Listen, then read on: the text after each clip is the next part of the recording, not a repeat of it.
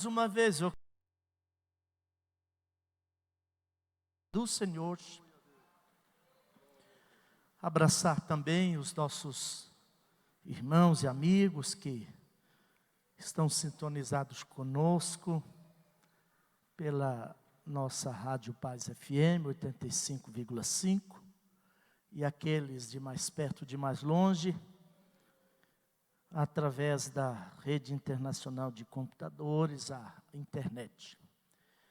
Abraçar a todos esta noite aqui e pedir que comigo abram suas Bíblias para o Evangelho de Jesus Cristo, conforme escreveu João, para uma reflexão, uma breve meditação, palavra do Senhor, para o seu, para o meu, para o nosso coração. Amém? Eu quero tomar apenas 2 versículos, Evangelho de João, capítulo 4, os versículos são os de número 28 e 29. Diz-nos assim a palavra do Senhor: deixou, pois, a mulher o seu cântaro e foi à cidade, e disse àqueles homens: vinde, vede um homem que me disse tudo quanto tenho feito. Porventura não é este o Cristo? Tome os seus lugares, por favor. Meus irmãos, temos aqui nessa narrativa uma das histórias singulares da lavra do evangelista João, apóstolo do amor. E a gente sabe, pelo contexto desta escritura lida, que Jesus estava de viagem do sul para o norte da Palestina, do sul para o norte da terra de Israel, e pareceu-lhe bem, e o texto chega a dizer que foi-lhe necessário passar por Samaria. E em chegando àquela região, que no Antigo Testamento fora território da tribo de Efraim, parou, quedou-se junto ao poço de Jacó, numa aldeiazinha chamada Sicar.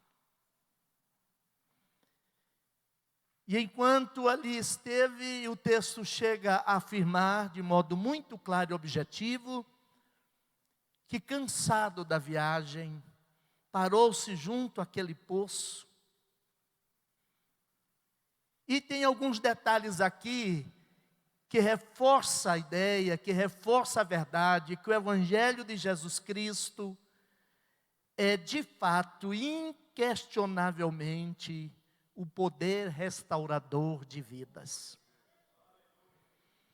Pois que, enquanto Jesus estava junto àquele poço e curiosamente ele dispensa seus apóstolos, e um comentarista chega a dizer que ele manda 12 homens comprar pão para 13.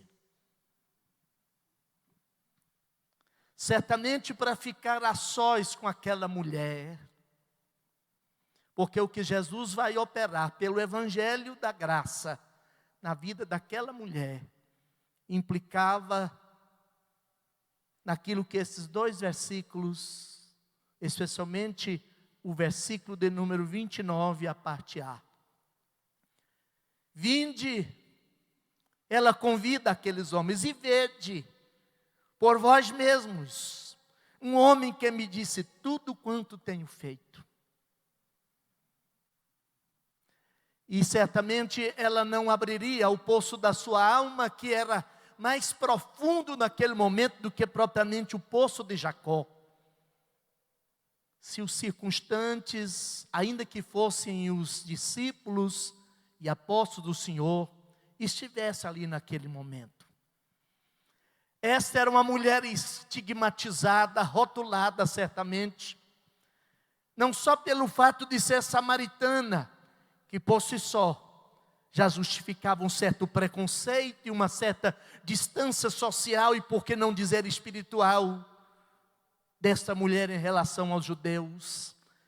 Mas o Evangelho, e aí que está a grandeza do Evangelho, nos apresenta um Jesus que chega para a nossa realidade. Ele vem, Ele se aproxima, Ele sabe tratar conosco.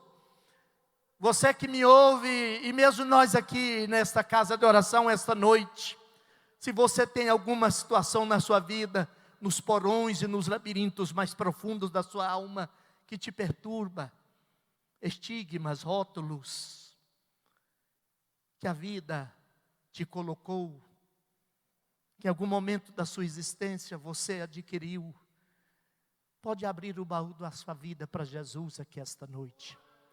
Ele é especialista em curar a alma. Ele tem uma água que limpa, que sara. E Ele o faz de modo muito ético, porque Ele não expõe as vergonhas de ninguém. Aleluia.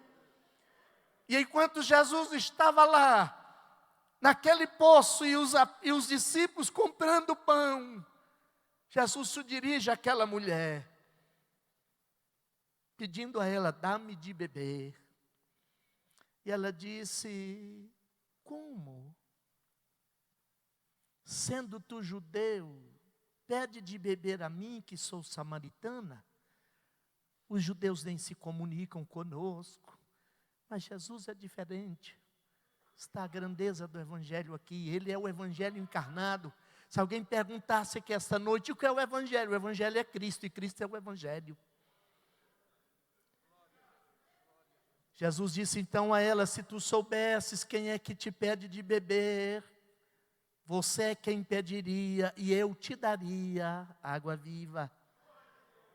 E se você beber desta água, nunca mais terá necessidade de voltar a esse poço para retirar água outra vez, porque a água que eu lhe der fará jorrar em você, nascer em você uma fonte que vai saltar daqui para a vida eterna. Coisa extraordinária.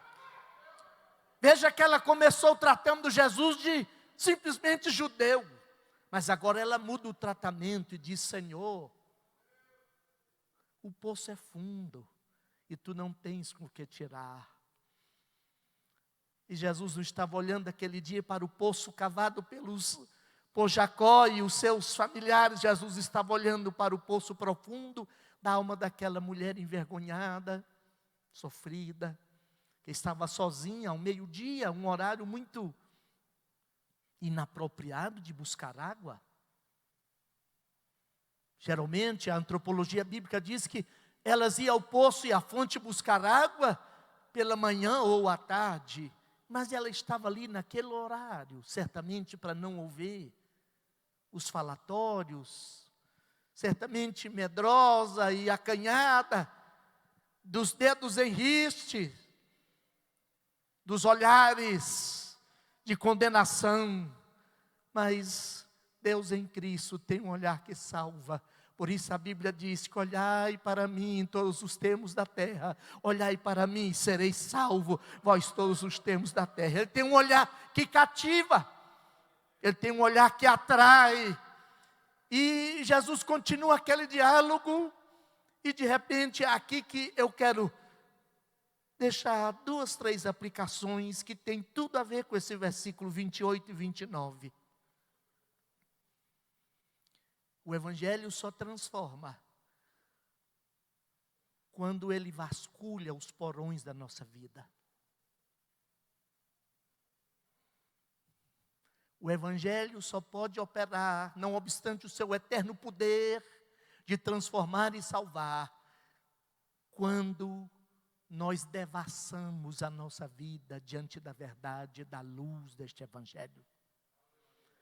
Curioso é que é neste capítulo que Jesus vai dizer logo mais adiante, que João veio ao mundo, ele testemunhou da luz, mas os homens não quiseram vir para a luz, porque suas obras eram mais, porque aqueles que vêm à luz, necessariamente a luz do Evangelho, vai invadir os porões do seu ser. Deixa eu dizer para os amados irmãos aqui esta noite, e quem sabe a você, amigo e irmão que me ouve e assiste, acompanha-nos pela nossa rádio e pela internet. É preciso que saibamos que é impossível alegrar-nos com as boas novas da salvação, sem antes encararmos a realidade da nossa condenação. Sabe por que às vezes a gente não se alegra com a salvação recebida? Porque de alguma forma o evangelho trazido a nós não se processou como Jesus fez com esta mulher. Jesus entabula um diálogo, conversa com ela, e ela pensou que tudo ia ficar na superfície, num diálogo de amenidades e coisas não tão profundas da sua vida. E agora Jesus traz o assunto para a vida pessoal. Deixa eu dizer para você, o Evangelho de Cristo e a salvação que Ele nos traz é pessoal, é individual. Você tem que experimentar, ter essa experiência de salvação com o Senhor Jesus. Jesus, em algum momento aqui, chegou a dizer para ela: vai, chama o teu marido. E ela disse: eu não tenho marido. Jesus então disse para ela: você disseste a verdade. A segunda verdade que esse texto nos coloca, que está no processo de transformação, na força transformadora do Evangelho, é que ele nos dá coragem para enfrentarmos, na verdade, quem somos. Nós falamos muito da salvação, e é uma dádiva que Deus nos dá graciosamente, sem mérito algum da nossa parte.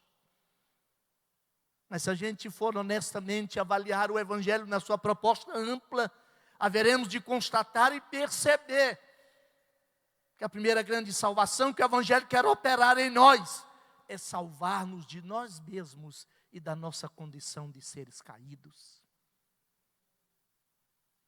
Salvar-nos da nossa condição de filhos de Adão, condenados e esmagados sob o peso da culpa e do pecado, que é como manchetes escritas e afixadas às nossas costas. Nós não os vemos, mas outros os veem. Era o caso dessa mulher. E é preciso, transparentemente, com largueza de alma, falar a verdade para Jesus. Abra o seu coração, meu amigo. Chame Jesus para vir para a sua casa. Chame Jesus para entrar nos porões mais secretos da sua vida. Não há alegria maior do que ver a culpa que esmaga a nossa consciência ser levada por Cristo Jesus naquela cruz. E o Evangelho nos diz: e não preciso e eu não devo apenas acreditar simplesmente que Jesus morreu.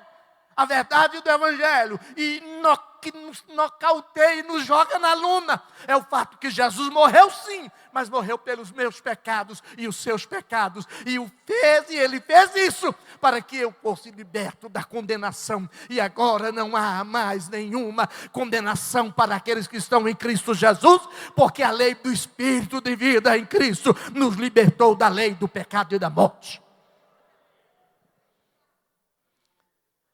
E ela corajosamente abriu seu coração para o Senhor. Eu falo uma terceira verdade, já começo a concluir aqui. É preciso a gente ter coragem. A transformação do Evangelho nos faz hábeis, nos faz corajosos, nos dá a disposição de encarar outra vez o mundo. De voltar à vida, resgatados, redimidos, restaurados. Veja que pelo contexto essa mulher estava ali, eu já disse, sozinha, certamente para não ser, mais uma vez, diminuída, criticada, ser lembrada do seu rótulo, porque não há algo mais difícil e mais horrível do que ser lembrado na vida e tratado por aquela pecha que nos decepciona,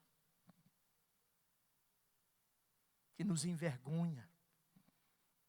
Lembra daquela outra mulher, Marcos 5? Ela tinha uma história de sofrimento, longa história de sofrimento. Não que ela não tivesse a iniciativa de buscar ajuda e socorro. A Bíblia diz que por longos 12 anos ela gastara tudo quanto tinha na tentativa de achar a solução. E ela era também uma mulher estigmatizada, pois a doença, a enfermidade que ela carregava a tornava imunda. Ela não podia estar na sinagoga, ela não podia ir à casa do Senhor, nem estar nas festas de família. Ela era imunda, rechaçada, discriminada. Mas um dia ela ouviu falar desse Cristo, o Evangelho encarnado, a personificação da graça maravilhosa de Deus. E curioso que Marcos 5 diz que ela falou consigo mesma: que bom que este Evangelho chega para nós, tal qual essa mulher. Pastor e deputado Henrique, dá-nos a coragem de abrir o baú, dizer: Jesus, pode vir, vai entrando, que a luz gloriosa da sua presença pervada todo o meu ser, e tira todo o medo, toda essa incapacidade do enfrentamento para a vida.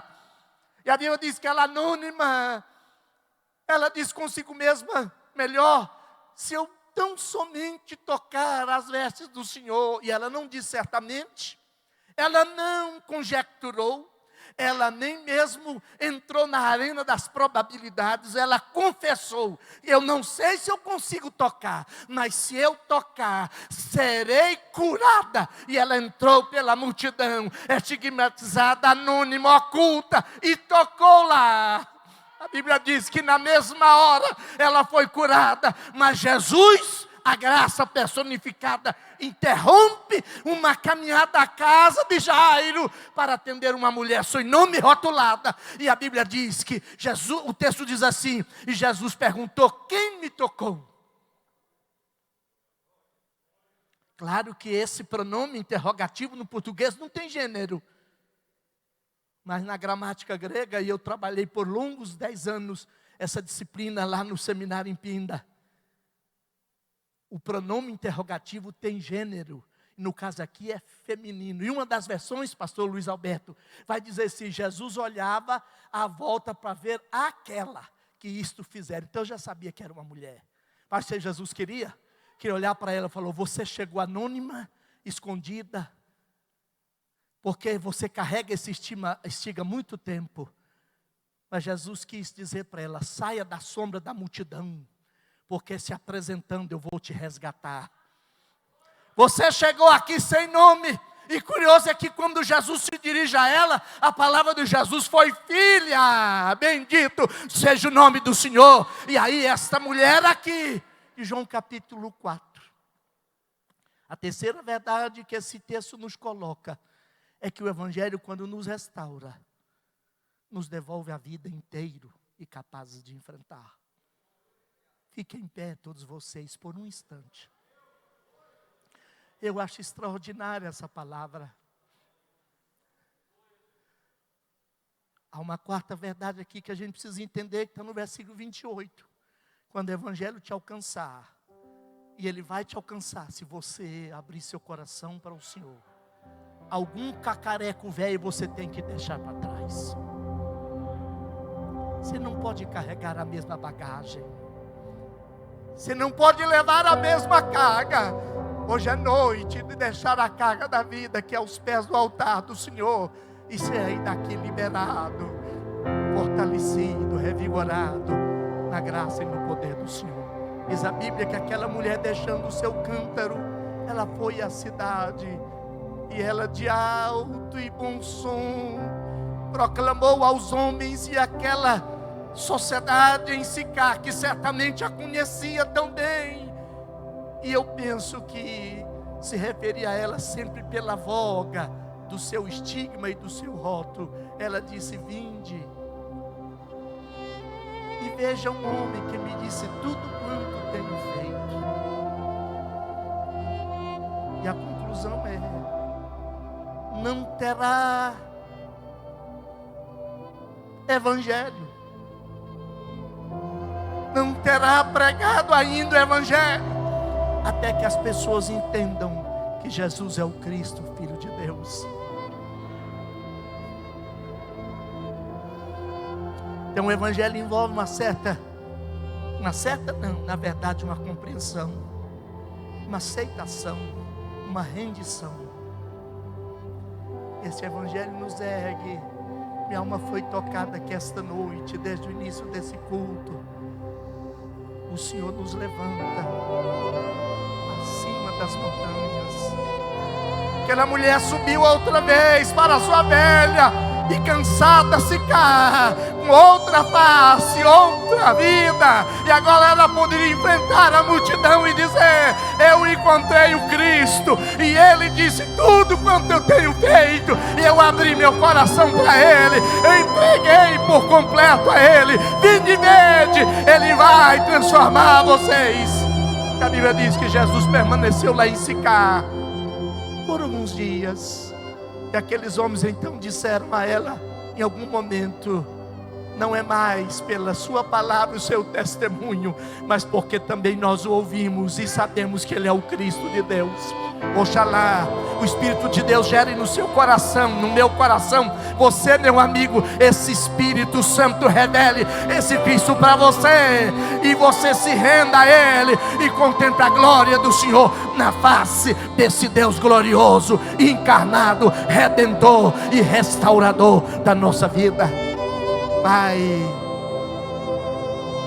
nós queremos louvar-te pela dádiva do Evangelho, a revelação da tua pessoa na vida do judeu Jesus de Nazaré. Aleluia. Tantas vezes cansados e aflitos, esmagados sobre o peso do pecado e da culpa, a gente imagina que não tem mais solução. Tu aproximas, tu chegas a nós, vem para os nossos poços existenciais, profundos porões da nossa vida, onde guardamos as 7 chaves, situações que nos envergonham, estigmatizam-nos, mas vem para nós mais uma vez. Quem sabe pessoas que nos ouvem pela Rádio Paz, nos acompanham pela internet, precisa hoje de abrir seu coração e chamar o Senhor para adentrar suas vidas, pois estão cansadas, aflitas, prostradas sobre o peso da culpa. Ó, divino Redentor e Restaurador dos homens, vai aonde a gente não pode ir, penetra pelo seu Espírito onde ninguém pode ir, mas tu podes. Leva a vida, que a água cristalina da palavra do Evangelho e o teu Espírito Santo lave por completo, em nome de Jesus, em nome de Jesus. Aleluia. Deus te abençoe. Toma o seu lugar. Deus abençoe.